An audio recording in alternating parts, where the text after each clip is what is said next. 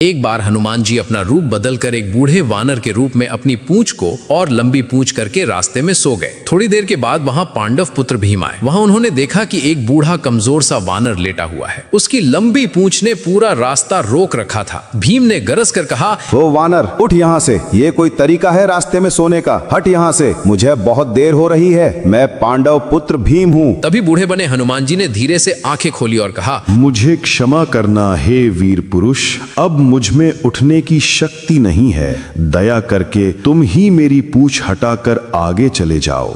यह सुनकर भीम ने कहा, मैं तो आसानी से पहाड़ तक उठा सकता हूँ, तो फिर तुम्हारी ये पूंछ क्या चीज है? इस पूंछ को हटाने में मुझे क्षण भी नहीं लगेगा। और तभी भीम ने एक हाथ से पूंछ को पकड़ी, लेकिन हिली तक नहीं। फिर अपने दोनों हाथों से पूरी ताकत लगा दी, फिर भी पूंछ हिली तक नहीं। फिर शरीर का पूरा बल लगा दिया, लेकिन पूंछ टस से मस नहीं हुई। उनका चेहरा पसीने से भीग गया और भीम का घमंड पल भर में चूर चूर हो गया। अब भीम समझ गए कि ये कोई साधारण वानर नहीं। वे हाथ जोड़कर बोले, है महाबलशाली, मुझे क्षमा करें। आप कौन हैं? कृपया करके अपना असली रूप दिखाओ। तब हनुमान जी मुस्कुराए और अपने विशाल असली रूप में प्रकट हुए। उन्होंने कहा, मैं तुम्हारा बड़ा भाई हनुमान हूँ। मुझे पहचाना नहीं? हम दोनों ही पवन देव के पुत्र हैं। यह सुनते ही भीम भाव विभोर हो गए और हनुमान जी के चरणों में गिर पड़े। हनुमान जी ने भीम को गले लगाया और समझाया कि अपनी शक्ति और बल का उपयोग केवल धर्म के लिए करो, अहंकार के लिए नहीं। तभी वहां हनुमान जी ने गदा दी और कहा, जब भी तुम युद्ध में थक जाओ तब ये गदा का प्रयोग करना। भीम जब वापस लौटे तो द्रौपदी के साथ युधिष्ठिर को भी यह संवाद सुनाया। सभी ने मिलकर हनुमान जी की जय जयकार की।